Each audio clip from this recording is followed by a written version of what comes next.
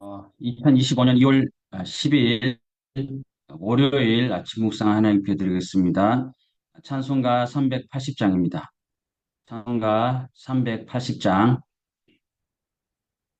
나의 생명 되신 주님 앞에 나갑니다. 주의 보혈로 정죄하사 받아주소서. 날마다 마다 주를 찬송하겠네. 주의 사랑 줄로서 나를 굳게 잡아 매소서. 괴로운 세상 지낼 때 나를 인도하여 주소서. 주를 믿고 나가면 나의 길을 잃지 않겠네. 날마다 다 주를 찬송하게. 주의 사랑 줄로서 나를 굳게 잡아 매소서. 세상 살아갈 때에 주를 더욱 사랑합니다. 밝고 빛난 천국에 나의 영혼 들어가겠네. 날마다 마다 주 찬송하겠네. 주 사랑 주로서 나를 굳게 잡아 매소서. 아멘. 이 아침에 우리에게 주신 하나님의 말씀은 요한복음 10장 36절에서 44절까지입니다. 이에 유대인들이 말하되 보라 그를 얼마나 사랑하셨는가 하며 그 중 어떤 이는 말하되 맹인의 눈을 뜨게 한 이 사람이 그 사람은 죽지 않게 할 수 없었더냐 하더라. 이에 예수께서 다시 속으로 비통히 여기시며 무덤에 가시니 무덤이 굴이라 돌로 막았거늘 예수께서 이르시되 돌을 옮겨 놓으라 하시니 그 죽은 자의 누이 마르다가 이르되 주여 죽은 지가 나흘이 되었음에 벌써 냄새가 나나이다. 예수께서 이르시되 내 말이 내가 믿으면 하나님의 영광을 보리라 하지 아니하느냐 하시니 돌을 옮겨 놓으니 예수께서 눈을 들어 우러러 보시고 이르시되 아버지여 내 말을 들으신 것을 감사하나이다. 항상 내 말을 들으시는 줄 내가 알았나이다. 그러나 이 말씀 하옵는 것은 둘러서 무리를 위함이니 곧 아버지께서 를 보내신 것을 그들로 믿게 하려 함이니이다. 이 말씀을 하시고 큰 소리로 나사로야 나오너라 부르시니 죽은 자가 수족을 동인 채로 나오는데 그 얼굴은 수건에 쌓였더라. 예수께서 이르시되 풀어놓아 다니게 하라 하시니라. 나사로의 죽음으로 인해서 시리와 또 슬픔에 빠져 있는 마리아에게 마르다는 28절에 보면 오늘 본문 아니지만 앞쪽에 예수님이 이곳에 오셔서 너를 부르신다라고 알려줍니다. 그 말을 들은 이 마리아는 예수님께로 급히 달려갑니다. 방문객들이 마리아가 급히 나가는 것을 보고 혹시 나사로의 무덤에 가서 통곡하려는 줄 알고 뒤따랐다고 합니다.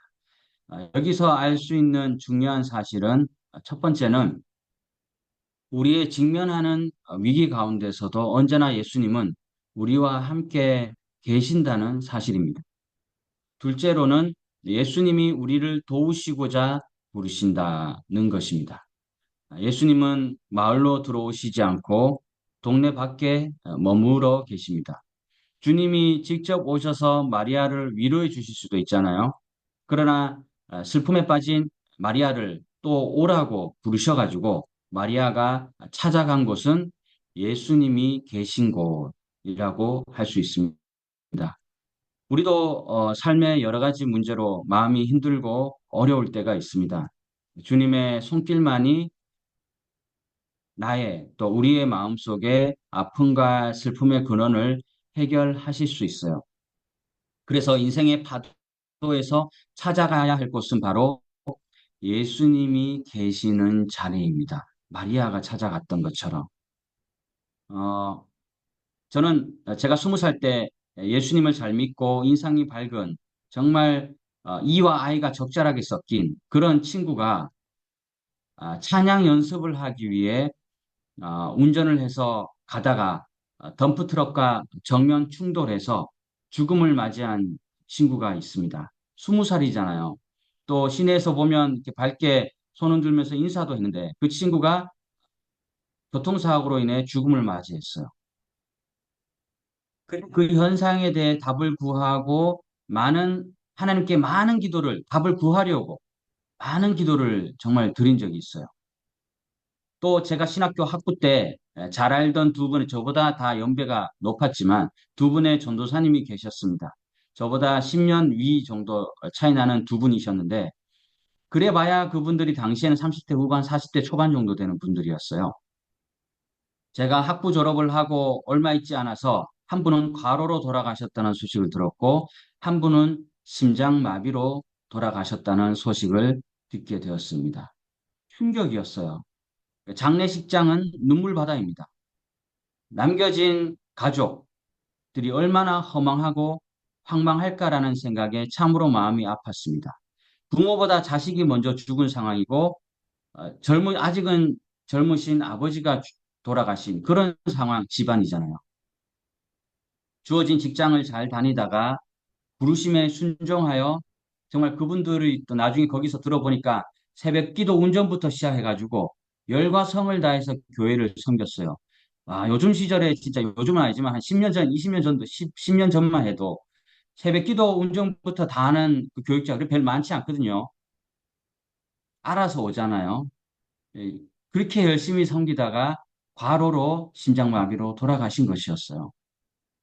죽음에 대한 해석, 판단은 목사라고 해서 함부로 할 수 없어요. 호상이란 말 함부로 해서도 안 됩니다. 하지만 목사는 장례 설교 준비는 정성껏 해야 됩니다. 유족이 장례 예배 중에 요한계시록 14장 13절에 보면 지금 이후로 주간에서 죽은 자들은 복이 있다라는 말씀을 들었는데 그 순간 그 가족의 마음속에 걱정하지 마라. 너의 아들은 나와 함께 잘 있다라는 그런 감동이 밀려왔다고 합니다. 그러면서 말로 표현할 수 없는 깊은 위로와 평안으로 장래에 임할 수 있었다는 것이고 또 복음을 잘 받아들이게 된 계기가 된 것이죠. 여러분, 부모가 자식을 잃었습니다. 아들을 눈물 없는 곳에서 다시 만날 때 지난날의 눈물은 모두 사라질 것을 기대하면서 남은 가족끼리 보듬어 가면서 또 우애 있게 살아가야겠다는 다짐을 했을 것입니다. 주저앉고 싶을 때 또 나를 밀어주시는 분은 오직 하나님 한 분밖에 없음을 우리가 깨달아야 합니다. 하나님께 위로받는 방법은 하나님 앞에 머무는 것밖에 없다. 머문다는 것은 내 문제를 해결받기 위해 노력한다기보다는 하나님의 말씀 속에서 답을 찾는 것입니다. 주님께서 무슨 말씀을 하실까? 세상의 가치관으로 살다 보면 세상의 것들로 답변을 냅니다. 하나님의 말씀 속에서 답을 찾는다는 것은 고통이 억울함과 분노가 되지 않고 또 아픔이 슬픔과 상처로만 되지 않고 혹 질병으로 인해 위축되거나 자포자기 되지 않는 일을 경험하는 것이에요. 사실 사람은 진정으로 하지만은 그게 한계가 있어요. 사람의 한계는 한계가 있습니다. 왜? 자기 경험 안에서 이렇게 나이는 이렇게 했다, 저렇게 했다, 그렇게 얘기하기 때문에 잠깐의 위로는 되지만 계속적인 위로는 될 수 없죠. 한 번의 발걸음은 지워질 발걸음으로 남지만 반복해서 걸으면 길이 되는 것처럼 고통과 아픔 속에서 말씀을 붙잡고 또 삶의 여정을 걸어가면 붙들었던 그 말씀이 은혜의 길이 되고 후에는 그 가운데 그 분들이 그 후배들이 눈에 보이고 또 지혜롭게 충언을 또 조언을 해줄 수 있는 것입니다.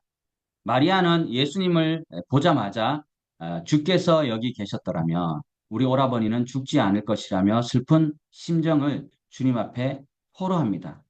예수님은 그들의 우는 것을 보시고 심령에 비통히 여기셨다고 합니다. 비통히 여기셨다는 이 용어를 원어는 말이 흥분하여 홧김을 내뿜는다라는 의미인데 격렬한 불쾌감을 지칭할 때 사용하는 단어입니다.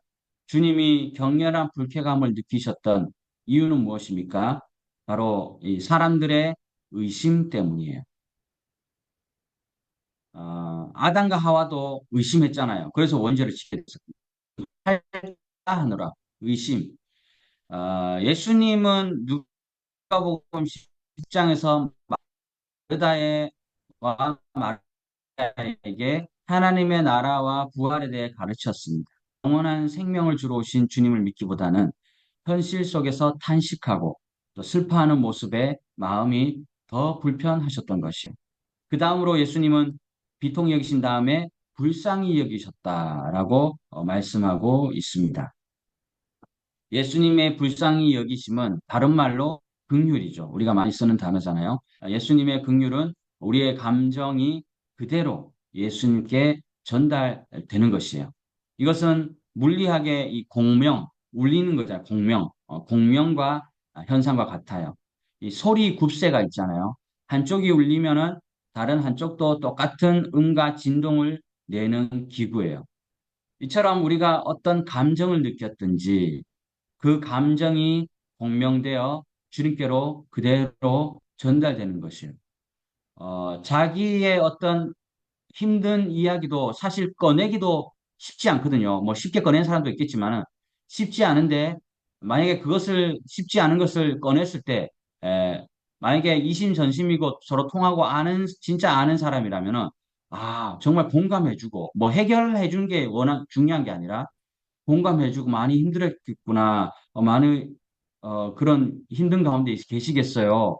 이렇게 나와야 되는데 그냥 뭐 듣는 둥 마는데 뭐 그냥 고개만 끄덕이고 이래 있으면은 공명이 안 돼요. 공명이 안 됩니다. 제가 선교신학 석사 공부할 때 박사 과정에 있는 이 형님이 경기도에 이 같은 마음으로 공명교회를 개척했어요. 그래서 그분은 서울대 나오고 또 영국에서 옥스퍼드에서 선교사 하다가 제대로 된 선교사 되기 위해 신대원 왔다 가려는데 신대원에서 있다가 석사 박사까지 한 그런 케이스거든요. 그래서 이제 개척까지 했어요. 공명교회를 개척해서 지금까지 잘 성장하고 있는 교회가 있어요. 그러니까 서로에 대한 공명이 더 필요한 시대가 아닌가. 이 시대 진짜 교회의 답은 뭐 번쩍번쩍한 건물이 아니라 공명이다, 공감이다. 들리기로는 한국의 기독교 인구가 15%란 말이 있어요. 600만 명. 그 수치는요, 무엇을 믿는지도 모르는, 잘 모르는 18%의 원불교보다는 더 낮은 수치라고 합니다. 공감과 공명의 교회가 되어야 하는 것이 시대 정신이 되어버렸습니다. 우리가 아파할 때 주님은 우리의 감정 그대로 같이 아파하세요. 지금 한국 사회가 아파하는데 교회는 무엇을 하고 있습니까? 다 갈갈이 찢어지고 있지 않습니까? 반대로 우리가 기쁠 때 그 감정이 그대로 전달되어 같이 기뻐하시는 것이에요. 그 공명과 같은 긍휼로 인해 예수님은 그들의 앞에 울어주시는 것입니다. 어제 에, 또 어떤 감정이 있으셨습니까? 있으셨어요?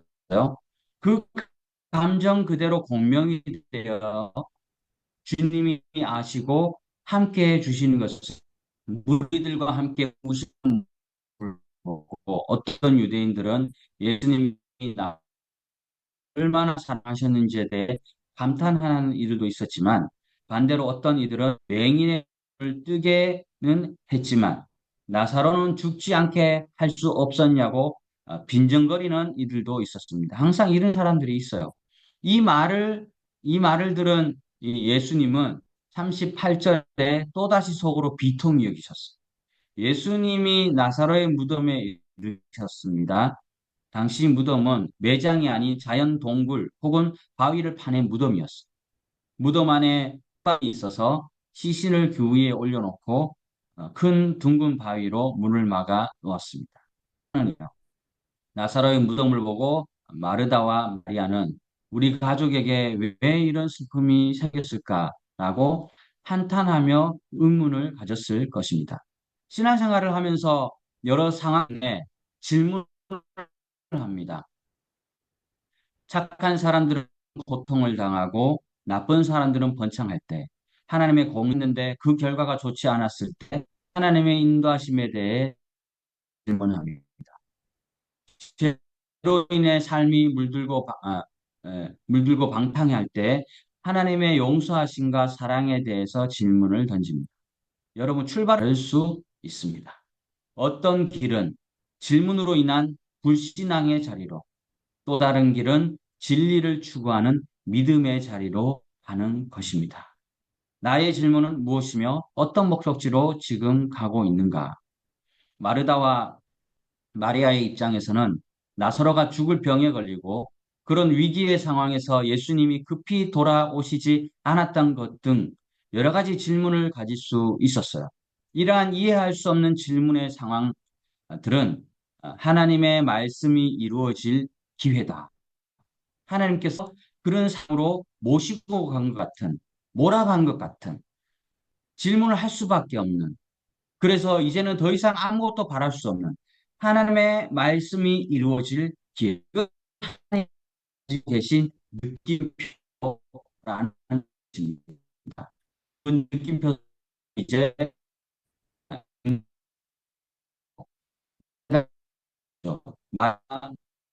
믿음의 자리로 가는 느낌 30절에서 돌을 옮겨오라 말씀하십니다. 마르다는 나서라고 이제 말씀을 안 듣죠. 자기 생각을 얘기하죠. 살릴 수가 없는 말이에요. 그러다가 미리 없었습니까? 그녀는 하나님의 전지전능하심을 신앙을 가졌고 24절에서 27절에 분명한 신앙 고백이 있습니다. 함부로 마르다는 믿음이 자기 마음대로 못하고 한 사람 마찬가지. 신앙이 있다니까요. 그러나 그녀의 신앙 고백이요. 서로가 사랑하는 이 앞에서는 무덤 앞에서는 아니요. 그런 신앙이에요. 교회에서는 아멘, 뭐 기도할 때는 뭐 감정에 북받쳐서 찬양할 때 눈물 흘리면서 뭐 아멘 혼자 다 할 것 같지만 하지만 삶에서는 그냥 아니요.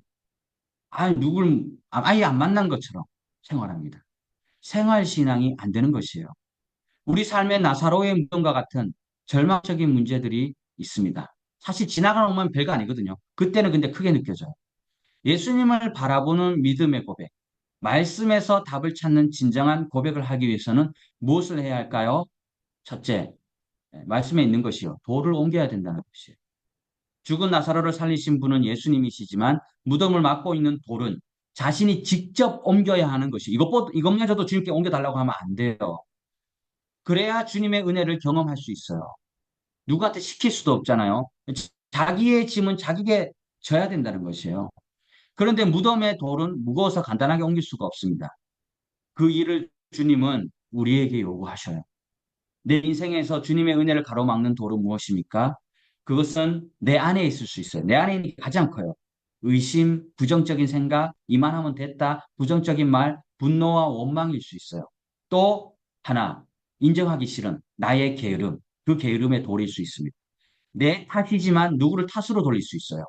인간이 그렇잖아요. 어떤 이유와 변명이든 돌을 치우기 전까지는 주님의 은혜가 임하지 않습니다.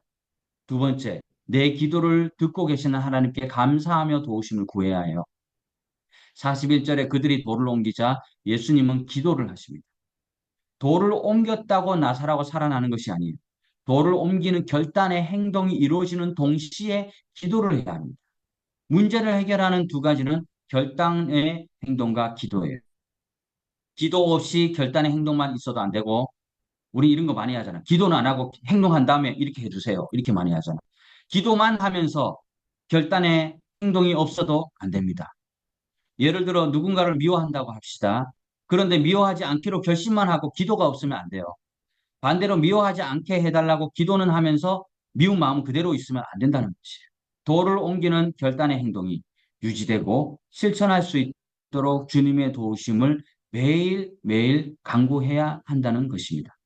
예수님께서 기도를 할 때도 42절에 항상 내 말을 들으시는 줄을 내가 알았나이다 라고 기도하신 것처럼 내 간구를 과거에도 현재에도 내 입술의 속삭임까지 마음의 그 동기까지 듣고 계신다는 감사와 확신을 가지고 해야 합니다.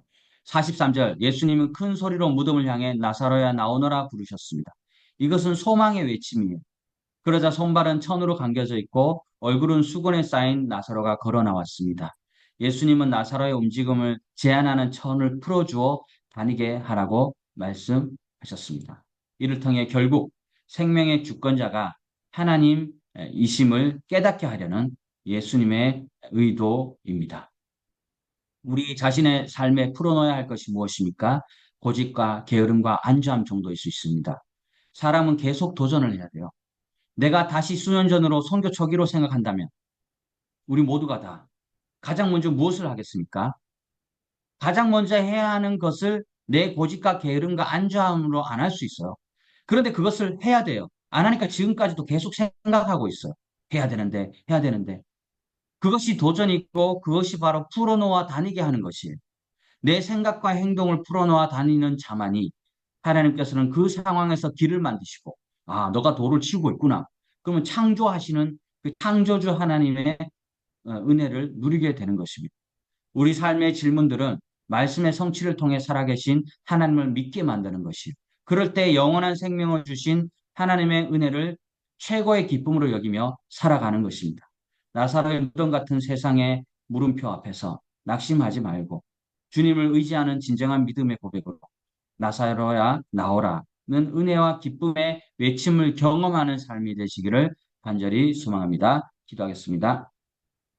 주님, 저희들의 삶은 나사로의 무덤과 같은 문제로 슬픔과 어려움에 처하고 수많은 의문들이 생깁니다. 그러나 오늘 본문을 통해 우리에게 발생하는 나사로의 무덤과 같은 일은 말씀의 성취를 통해 살아계신 하나님을 믿게 만드는 일인 줄로 믿습니다. 목사나 선교사가 됐다고 다 잘 믿는 것이 아닙니다. 우리에겐 계속 믿음이 필요합니다. 현실의 나사로의 무덤과 같은 문제만 바라보고 낙심하는 것이 아니라 그 앞에서도 주님을 의지하는 믿음의 고백을 할 수 있는 신앙이 되게 하여 주시옵소서. 예수님의 이름으로 기도드립니다. 아멘. 공동 기도 제목 드리겠습니다. 시애립 한인 장로교회 임시 예배당 건축을 위해서 또 어제 또 김강 목사님 사진 올려드렸지만 이렇게 담공사도 하고 또 임 목사님께서 또 이번 주 목요일부터 전기공사도 한다고 했는데 순조롭게 또 좋은 날씨 가운데 이루어질 수 있도록 기도해 주시기 바랍니다. 김열방 목사님 연못마을교회 건축 어제 주일에 또 이야기 잠시 나누다가 어느 원로 목사님께서 적지 않은 후원을 아마 10,000불 이상 더 이상 이렇게 해주시겠다고 이제 연락이 왔다고 합니다. 그래서 이제 곧 건축에 들어갈 예정이고 한국에 2월 달에 가시지만 그하고 상관없이 건축은 시작된다고 합니다. 이렇게 우리가 새벽마다 기도하는데 기도는 역사하는 힘이 큽니다. 순조로운 건축이 될 수 있도록 또 황영철 목사님 분홍고람 서남교회 신축 중에 있습니다. 특별히 오늘 한국 시간으로 제가 알기로는 오전 11시 10분쯤에 여기 시간으로는 9시 10분 7천 미라클 방영될 예정인데 막 광고는 여기저기 안 했으면 좋겠다고 하더라고요. 어쨌거나 광고가 뭐 하든 안 하든 하나님의 뜻대로 남은 건축 일정과 재정이 순조롭게 이루어지도록 그래서 황 목사님 정말 여러 가지로 마음고생이 심하신데 또 이 모든 것이 날아갈 정도로 아름답게 건축될 수 있도록 기도해 주시기 바랍니다. 김상순 선교사님 아름다운 본향교회 건축 또 유진호 안선임 선교사님 교회 유치원 준비 김경수 목사님 학교에서 계속 지형이 넓혀지는 그러한 예배. 어제도 40명이 넘게 와서 목사님 굉장히 좋아하셨는데 그 모습을 보니까 저도 기쁘더라고요. 계속해서 흥왕해 갈 수 있도록 또 신보현 선교사님 참사랑교회 쌀라꺾어 마을 보구마 남기호 목사님과 협력을 잘 할 수 있도록 또 임창훈 목사님 정리원 선교사님 안식월과 신과 또 이기 사역을 위해 사빈 선생님 신학교 학원 또 리오 박연 선생님 주호 또 영주 또 장학금과 또 리오 박연 선생님 혼인 신고 진로 또 싱글 선교사님들의 믿음의 가정과 또 사역의 방향을 위해 기도하는 목사님들을 위해서 기도해 주시고 특별히 오늘 이응석 목사님 박미자 사모님 귀감하시는데요 기도해 주시기 바랍니다. 선교사님들의 건강과 또 자녀 사역지가 아름답게 세워지고 바른 선교를 감당하도록 하나님의 공급하심으로 매달 선교 헌금이 부족함 없이 채워질 수 있도록 또 제가 어제부터 또 내일까지 또 여러 일정으로 프놈펜 방문 중인데 기도해 주시기 바라고 또 한국교회와 선교지 교회가 동반 성장해서 아름다운 협력 관계로 나아갈 수 있도록 이렇게 기도하고 제가 마무리하겠습니다.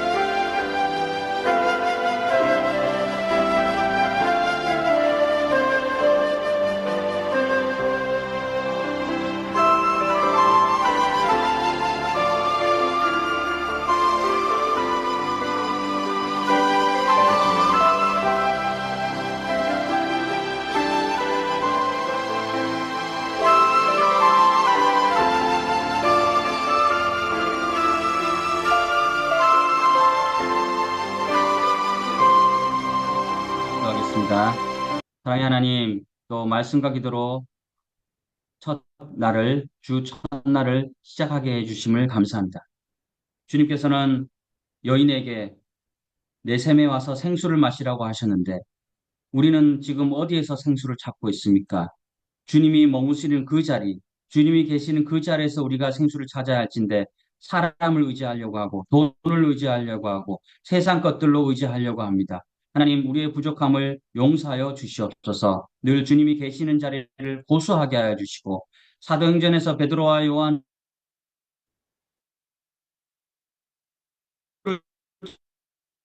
먼저 기도를 하고 주님이 원하시어 용서하여 주시옵소서. 하나님, 우리가 믿고 기도할 때에 우리의 이 수많은 기도의 제목들이 하나님께 상단된 줄로 믿고 또한 하나님의 때를 기다리며 믿음으로 하루하루 정직하고 성실하게 내게 주어진 일을 성실하게 잘 감당하며 나갈 수 있는 우리 모두가 되게 하여 주시옵소서. 감사드리며 예수님의 이름으로 기도드립니다. 아멘. 하늘에 계신 우리 아버지, 아버지의 이름을 거룩하게 하시며 아버지의 나라가 오게 하시며 아버지의 뜻이 하늘에서와 같이 땅에서도 이루어지게 하소서. 오늘 우리에게 이러한 양식을 주시고 우리가 우리에게 잘못한 사람을 용서해 준 것 같이 우리 죄를 용서해 주시고 우리를 시험에 빠지지 않게 하시고 악에서 구하소서. 나라와 권능과 영광이 영원히 아버지의 것입니다. 아멘.